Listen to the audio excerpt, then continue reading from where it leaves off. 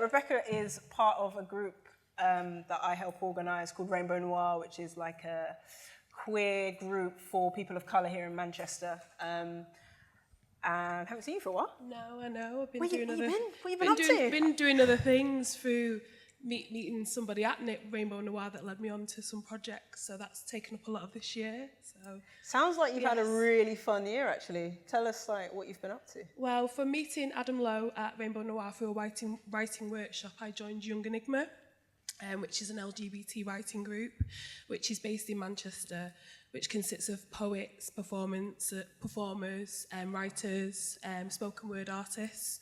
So I went along and decided to join them in January and went to a writing workshop. I've not done writing for a long time, and they asked me to join some performances and write for some of the performances. So that led us on to performing at Contact Theatre for the Queer Up North Festival in February, and Edinburgh Fringe, which we comprised a show and took it there. So that's what I've been doing really, and then other projects aside from that as well. And we've got some future projects coming up in November and next February and March. So there's quite a few things on the horizon. That's incredible. You've had quite a year then. Yeah. Some amazing highlights. It's been really, really good. I've enjoyed like what I've done and what the journey that they've taken me on, and just developing myself as a performer again, because I've not done it for a very long time. So I'm really enjoying that. I'm really enjoying the journey at the moment. And what kind of subject matter do you delve into? Well, obviously it's an LGBT writing group, so we delve into gay issues, to queer women issues. I write a lot about myself, my experiences, fiction, non-fiction. I write like for performance as well. In particular, the show that we took to Edinburgh Fringe was like spoken word. So the stories throughout that were about gay men, queer women. Quite a variety of subjects, so it's quite varied. You can write about what you want, but we do draw on personal experience as well, which is good for my development. How important is it, do you feel, that we as the Black queer community tell our own stories and put our own experiences out there rather than kind of hearing about ourselves from other communities, if you know what I mean? I think it's important to represent ourselves in the best way, and only we can tell our stories. I think for me as a performer and starting to develop my writing, I wanted to tell stories of queer women that are truthful, that are real, and that come from the heart, rather than it being this stereotypical generalisation of what a queer woman is, what a queer femme woman is, which I am and I want to represent. So that's how I see it. Do you think there's like a lack of role models for queer women, particularly in the UK? I mean, it seems slightly better in America with people like Wanda Sykes, but generally in the UK, apart from Nicola Adams, there doesn't seem to be hardly anyone. There isn't, and it is quite surprising. I took on a play earlier this year for Greater Manchester Fringe, which was about forgotten gay icons or gay representations from history, and I played a character called Gladys Bentley. She was a major star in the 1920s in the speakeasies, but no one had really heard of her up until like me taking on this role and talking about it to other people. And it's just she's an example of, she was American, but that's an example of a forgotten icon that was massive in her time, but nobody really knew about her. So when I took that role on, I wanted to make that the best representation I could and bring her to the forefront again, because she's quite an important character. Where are the Black queer women role models? Where are they, or why do we not see them? Because I just don't think that they've given that platform to be represented, and it's even the role that I took on, they were finding it hard to find an actress to take the role on. I was approached by somebody else to do the play, but the writer of it was like, we couldn't find anyone for a while, so there isn't really any representation or that platform. So that's why I want to do more roles and try and bring that visibility. Thinking about visibility, do you feel it's a case where, similar to the discussion we had previously, do you think it's a case where we as Black queer women aren't putting ourselves out there and aren't putting ourselves on a platform to be celebrated? Or is it a case where we're kind of shut down and prevented from giving ourselves a platform? I think it's a bit of both. I think we should be able to go out there and do that ourselves. And then there is that other aspect of that being shut down, being disparaged, and not have given that positive platform. But I do feel like we can turn that around and go out and do these things. And at the moment, I'm developing a piece which consists of me and 3 other ladies that are going to be talking about queer women's perspectives in the LGBT scene, especially to do with Manchester. So we're going out and we're doing this ourselves. We want to have those voices and put those voices out there. So I think it's a case of you have to do things yourself sometimes. That sounds like a great project. Can you talk about it in more detail? Like, what will it consist of? Well, as I was speaking about Young Enigma, the writing group, so it's a couple of the girls and myself from the actual collective, and we decided to do a piece on queer women based in Manchester, but keep it quite naturalistic and have it set in a shared house as we're getting ready on a Saturday night out, and we'll talk about our experiences and our perspectives of the scene. So that's how it's going to be set up. We're in the middle of developing it at the moment, so we're kind of getting all the ideas out there and the characterisation and building on these women and these counterparts that we're developing. So it's in its very early stages, but I'm excited about it. So hope it goes well. Do you think there's, sorry to interrupt, do you think there's a lot of segregation within the LGBT community, particularly for women? Because I know, for instance, I live and work in London, and you go to Soho, and generally there aren't many bars for gay women. In Brighton, it's kind of the reverse, pretty much because in London there has been that kind of ostracisation. And do you think that probably the LGBT community needs to kind of integrate more between sexes as a start? I definitely think there's a segregation, and there has been for a long time within the scene. You could go out and there's men-only bars, there's female-only bars, there's collective bars, but I always feel like the women or the queer women are always like disparaged, pushed away. You can't come in here tonight, or especially of colour as well.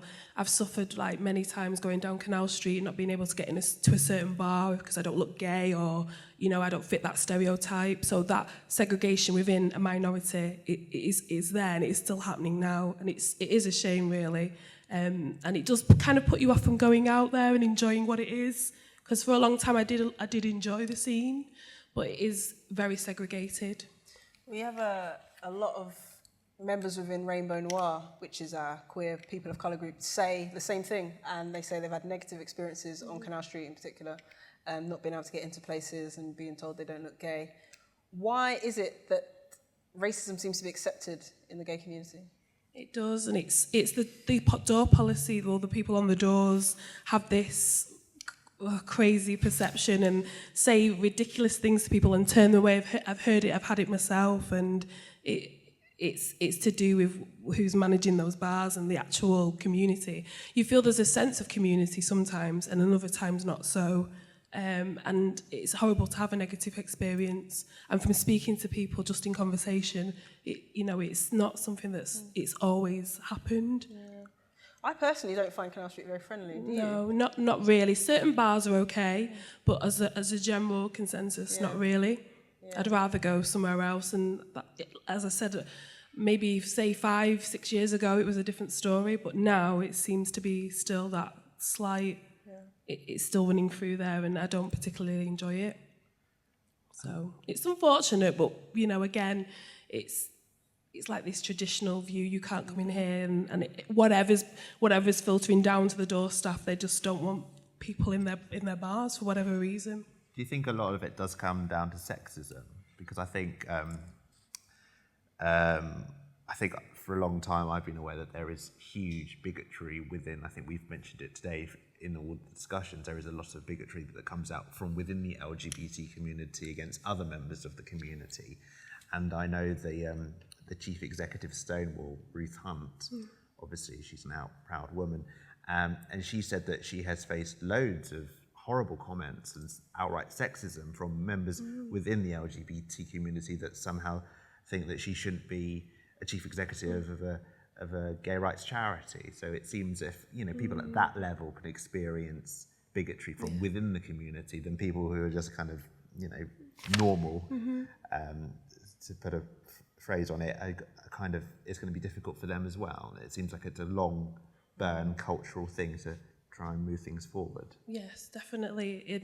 It's just from going out, you experience it, and like you say, from that level, and it filters down. So how we get past that and how we move forward, I do feel there's a massive divide between men and women, and even going down just to having a men-only bar, women's-only bars. But obviously, men are invited to come into Vanilla or Coyotes.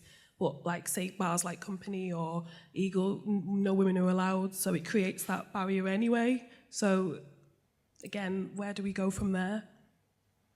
Just want to find out a little bit more about your work. So how would you describe yourself? A performer, a poet, singer? I'd say performer, because that encompasses writing and acting and singing. So those are the three main things that I focus on. Writing is something that I'm developing now, and developing writing for performance. So I obviously take on plays, but that's obviously other people's work. So I'd say performer. So, Performer. Yes. And what is it?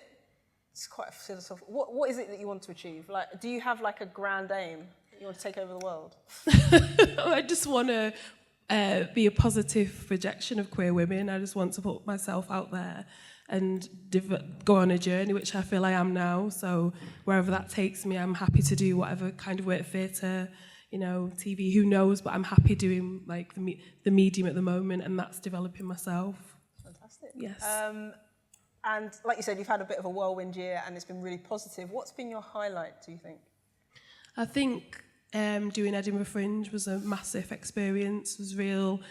It was really, really good. I enjoyed working with the fellow Young Enigma collective, and just the experience of working within a festival like Ed Fringe, and being on stage every day and preparing for that performance, and having to have that attitude to get up and promote the show and then perform. It was very full on, but I really enjoyed it, and it only for Young Enigma was able to do that. So I'm really, really happy I took part in it. Fantastic. Any questions at all? Just want to put it out there just in case. Anyone at all? Don't be shy. Ask anything. Now's the time to ask Yes. Question from you, sir. So with the Young Enigmas, do you think there is a kind of a growing culture of kind of, is it a performance of colour? Is it LGBT and It's LGBT, so it just encompasses everyone. And we always encourage young or new writers who want to come along, because it's aged between 18 to 35. So we meet, say, every other week generally, on a Saturday or a Sunday. We have a workshop that's 5 hours long, and we come and we do writing exercise, and we talk about different subjects. So there's a group on Facebook, but it's open to anyone that wants to get involved. We do have a very open door policy. Fancy it? Yeah. Good. Any other questions? Give us a bit of planet. Oh, here we go. She's got a mic. Go on, girl. I told you, girl. More? Keep going. Camera's on you. Go on. No, that's enough. You can come and see the play next year and see her in her full throttle. Yeah, well, really. Let people know like what's coming up and where they can see you and how they can get in contact and stuff like that. Well, obviously for Young Enigma, we have an open page on Facebook, and the play, what I played Gladys in, was called Would You Change? Again, we have a Facebook page, which is continually updated. At the moment, the script's in editing, so we're going to put the play out again next year, so with some changes. And so that usually they're just the mediums for myself. That's brilliant. And I have a Twitter if you want to know. What is it? Rebecca Swarray. So cool. Thank you very much. Thank you, Rebecca. Thank you for your time. Thank you to Rebecca. Good to see you.